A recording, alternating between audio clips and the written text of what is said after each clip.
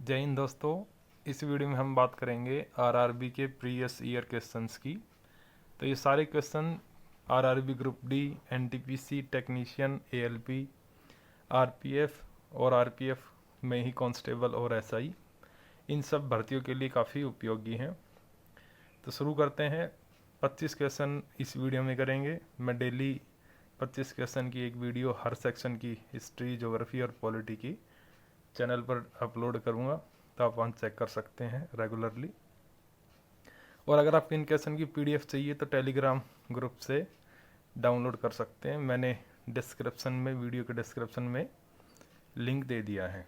तो शुरू करते हैं इस वीडियो को। पहला क्वेश्चन है 1925 में यानी कि 1925 में केंद्रीय विधानसभा का प्रथम निर्वाचित अध्यक्ष निम्नलिखित में से कौन था।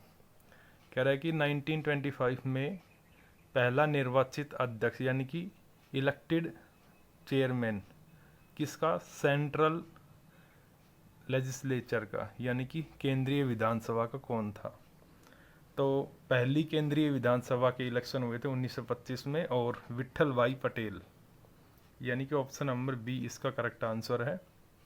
ये सरदार पटेल के बड़े भाई हैं और 1925 में इन्हें अध्यक्ष के रूप में चुना गया था, यानी कि ये चुनाव जीतकर अध्यक्ष बने थे। निर्वाचित का अर्थ होता है इलेक्टेड। इलेक्टेड यानी कि कोई व्यक्ति अगर चुनाव जीत करके किसी पद पर नियुक्त होता है तो वो निर्वाचित होता है। नेक्स्ट क्वेश्चन है अंगीकृत किए जाने के समय मूलतः भारतीय संविधान में कितने अनुच्छेद थे। यानी कि अंगीकृत किए जाने के समय इसका अर्थ ये है कि भाई जब संविधान बना उस समय कितने अनुच्छेद थे। तो जब संविधान बना उस समय अनुच्छेद थे 395। अगर आज की डेट की बात करें तो अनुच्छेद हैं 448। लेकिन इसने कहा है कि अंगीकृत किए जाने के समय यानी कि जब संविधान बना तब। तो इस क्वेश्चन का आंसर होगा ऑप्शन नंबर डी, 395 अनुच्छेद संविधान में वर्तमान में है। बाकी इसकी एक्सप्लेनेशन आप देख सकते हो। 26 नवंबर 1949 को संविधान बन के रेडी हुआ और 1950 को लागू हुआ। और जब बन के रेडी हुआ था यानी कि 1949 को, उस समय इसमें 395 अनुच्छेद, 8 अनुसूचियाँ और 22 भाग थे। और वर्तमान में इसमें 448 अनुच्छेद, 12 अनुसूचियाँ और 25 भाग हैं। नेक्स्ट क्वेश्चन है भारतीय संविधान की एकात्मक विशेषताओं के संबंध में कौन सा गलत है। कि हमारे संविधान के बारे में कौन सी बात गलत है। तो ऑप्शन नंबर डी यानी कि संविधान की नम्यता न होना। नम्यता यानी कि हमारा संविधान नम्य नहीं है, यानी कि सॉफ्ट नहीं है। हमारा संविधान बहुत ही कठोर है और लचीला है। Constitution of India is partially rigid and partially flexible. तो ये नम्य किसी प्रकार से नहीं है, सॉफ्ट नहीं है। तो ये इसका आंसर होगा। एक्सप्लेनेशन आप देख सकते हो। नेक्स्ट क्वेश्चन है भारत में किस प्रकार की सरकार है। तो भारत में सरकार है संसदीय। भारत में राजतंत्र नहीं है, राजा शासन नहीं करता। संप्रदाय यानी कि कोई ग्रुप, हिंदू, मुस्लिम, सिख, ईसाई, कोई भी एक ग्रुप शासन नहीं करता। अल्पतंत्रीय यानी कि कम लोग शासन नहीं करते। जनता अपना नेता खुद चुनती है हमारे देश में। तो ऐसी सिस्टम संसदीय व्यवस्था के तहत ही रहता है। नेक्स्ट जो क्वेश्चन है वो है कि निम्नलिखित में से किसे भारत में संघीय स्वरूप का परिणाम कहा जा सकता है। तो इस क्वेश्चन का आंसर होगा ऑप्शन नंबर डी, बहुस्तरीय सरकार, संघ, राज्य और स्थानीय। कह रहा है कि संविधान का जो पहला अनुच्छेद है आर्टिकल नंबर 1, उसके अंदर इंडिया की डेफिनेशन दी गई है कि India that is Bharat will be A union of state. Bharat अर्थात इंडिया राज्यों का संघ होगा। तो कई बार ये क्वेश्चन भी पूछ लेता है कि भारतीय संविधान में भारत को किसकी संज्ञा दी गई है। तो इसका आंसर होगा राज्यों का संघ। नेक्स्ट क्वेश्चन है निम्नलिखित में से कौन सी भारतीय संविधान की एक प्रमुख विशेषता नहीं है। तो इसका आंसर होगा सामंतशाही को प्रोत्साहन। मूल अधिकार यानी कि फंडामेंटल राइट्स हमारे संविधान में है। सरकार का संसदीय स्वरूप बिल्कुल है। और संघवाद की स्थापना, हमारे देश में जैसा भी स्ट्रक्चर है वो संघवाद से प्रेरित है। संघवाद को अंग्रेजी में कहते हैं फेडरलिज्म, और ये 2 टाइप का होता है। जैसे अमेरिका में भी है, भारत में भी है, लेकिन अंतर है दिन रात का दोनों में। इसके बारे में फिर कभी डिस्कस करेंगे। नेक्स्ट क्वेश्चन देखते हैं अभी। भारतीय संविधान की संघीय व्यवस्था के संबंध में इनमें से कौन सी विशेषता सही है? तो 4 ऑप्शन दिए हैं, इसके अंदर जो करेक्ट आंसर है वो है द्वैध शासन, यानी कि ऑप्शन नंबर बी। तो संघीय व्यवस्था के अंदर संविधान सर्वोच्च है, बिल्कुल ठीक बात है। संविधान द्वारा केंद्रीय सरकार और इकाइयों की सरकारों में विभाजन, बिल्कुल विभाजन किया गया है। सेंट्रल गवर्नमेंट अलग काम करती है, स्टेट अलग करती है। लिखित एवं कठोर संविधान ये भी है। स्वतंत्र उच्चतम न्यायालय, सुप्रीम कोर्ट फ्री है, सुप्रीम कोर्ट फ्रीली वर्क करता है, कोई इस पर दबाव नहीं है, बिल्कुल ठीक है। ये सारी बातें बिल्कुल ठीक है। सिर्फ एक बात इसमें गलत है, वो क्या है? ऑप्शन नंबर बी, यानी कि द्वैध शासन। गलत नहीं, सही है, सॉरी।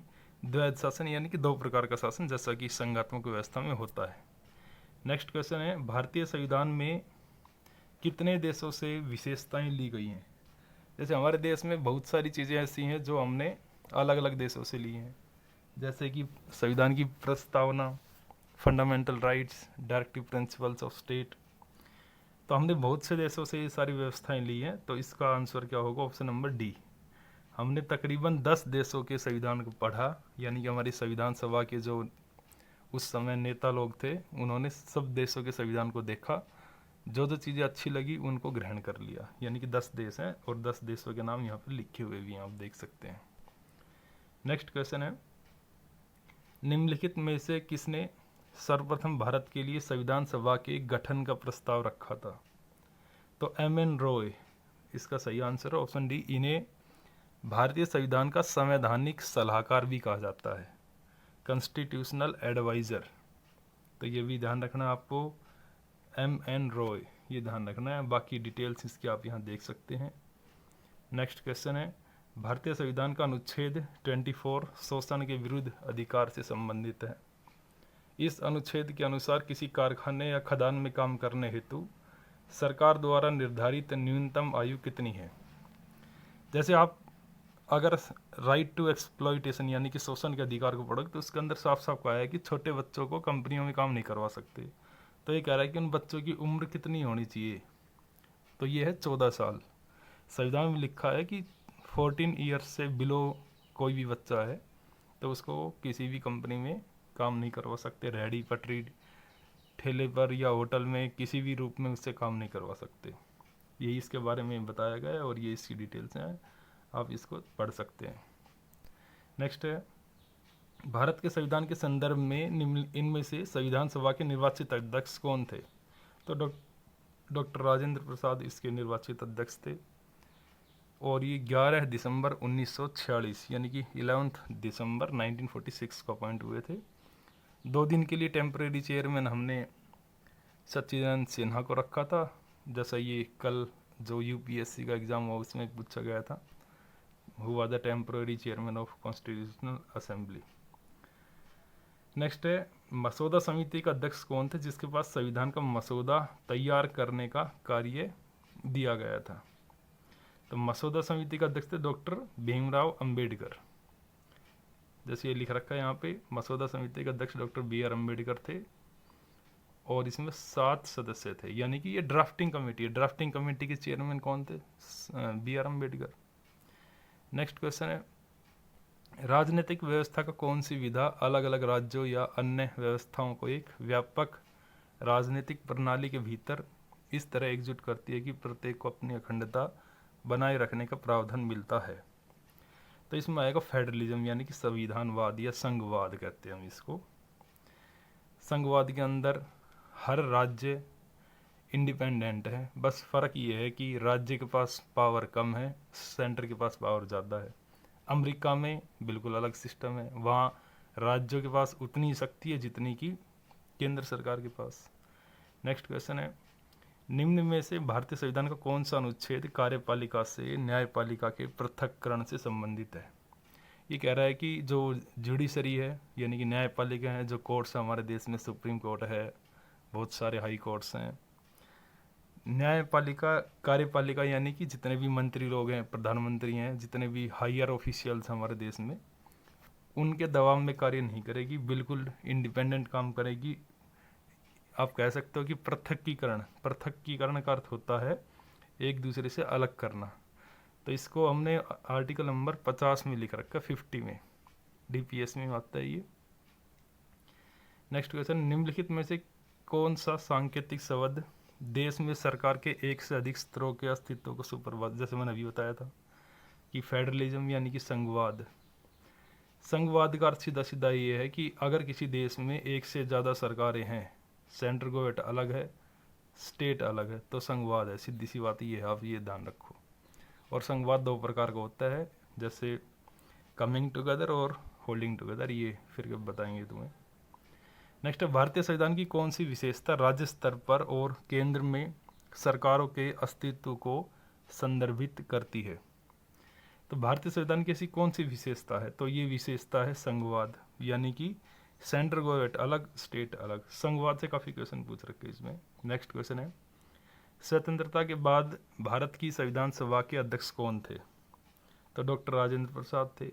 ये देखिए RRB में 3-4 एग्जाम पूछा गया, JEE में पूछा गया था, NTPC में पूछा गया था। नेक्स्ट क्वेश्चन है, ये हो गया 9 दिसंबर 1946 को आयोजित संविधान सभा की प्रथम बैठक के अध्यक्ष कौन थे। तो ये थे डॉक्टर सच्चिदानंद सिन्हा। ये कल 16 तारीख को जो UPSC का एग्ज़ाम हुआ है, सिविल सर्विसेज का प्रीलिम्स, उसमें पूछा गया था। नेक्स्ट है, इनमें से कौन भारतीय संविधान की मसौदा समिति के सदस्य नहीं थे। यानी कि जो ड्राफ्टिंग कमेटी थी, जैसा पीछे आया था अभी, उसमें 7 मेंबर्स थे, BR अम्बेडकर उसके चेयरमैन थे। तो कह रहा कि कौन से नहीं थे, तो AV ठक्कर इसमें नहीं थे, ये ध्यान रखना है। बाकी ये तीनों थे। बाकी 7 के 7 नाम यहाँ लिख रखे, आप चेक कर सकते हैं। नेक्स्ट क्वेश्चन है, संविधान सभा के प्रारूप समिति का अध्यक्ष कौन थे। वही है drafting committee, BR Ambedkar. Next, Pandit Jawaharlal Nehru ने किस तिथि को उद्देश्य प्रस्ताव प्रस्तुत किया। ये किया था 13 दिसंबर 1946 को, ऑप्शन नंबर B में। ऑब्जेक्टिव रिजोल्यूशन का अर्थ सीधा सीधा ये है कि जैसे जब हमारे देश में संविधान बना रहे थे, तो बहुत सारे लोगों के लिए इलेक्शन हुआ, 389 लोग थे संविधान सभा में, वो सारे पूरे देश से इलेक्ट होकर के दिल्ली आए। तो पंडित जवाहरलाल नेहरू ने उन्होंने एक मीटिंग ली और सबको वहाँ आने का उद्देश्य समझाया कि भाई आप लोगों को करना क्या है। उनको ये समझाया, लगभग 400 के करीब लोग थे संविधान सभा में, 389। उनको समझाया कि भाई आपने भारत का संविधान बनाना है, कैसा बनाना है, क्या बनाना है, एटसेट्रा एटसेट्रा, सब कुछ। नेक्स्ट क्वेश्चन है, भारतीय संविधान के निर्माण के दौरान निम्नलिखित में से किसने उद्देश्यों के कथन को प्रस्तुत किया। ये वही क्वेश्चन है जैसे पंडित जवाहरलाल नेहरू ने, मैंने अभी बताया, पेश किया था। नेक्स्ट है, कितने वर्षों लगभग विचार विमर्श के बाद भारतीय संविधान पर हस्ताक्षर किया गया। तो 3 साल काम किया था, 2 वर्ष 11 महीने और 18 दिन। नेक्स्ट है, स्वतंत्र भारत के प्रथम विदेश मंत्री कौन थे। तो पहले विदेश मंत्री पंडित जवाहरलाल नेहरू ही थे। बाकी आप स्वतंत्र भारत का जो पहला मंत्रिमंडल था उसको अच्छे से ध्यान याद करके जाएं एग्जाम के अंदर। तो 25 क्वेश्चन इस वीडियो में करेंगे हम। इन सारे क्वेश्चन की PDF मैंने टेलीग्राम ग्रुप में डाल दी है, और मैं अब डेली यानी कि एक दिन में लगभग 3 वीडियोस पॉलिटी की, ज्योग्राफी की, हिस्ट्री की और आर्ट एंड कल्चर की, सारे प्रीवियस ईयर क्वेश्चन पेपर होंगे RRB के, यानी कि रेलवे के लिए, चाहे वो टेक्नीशियन का हो, चाहे वो ALP का हो, चाहे वो ग्रुप D का हो, चाहे वो RPF कांस्टेबल हो या SI हो, उसमें आपको काफ़ी मदद मिलेगी। तो मिलते हैं नेक्स्ट वीडियो में, तब तक के लिए धन्यवाद। अपनी तैयारी को जारी रखें।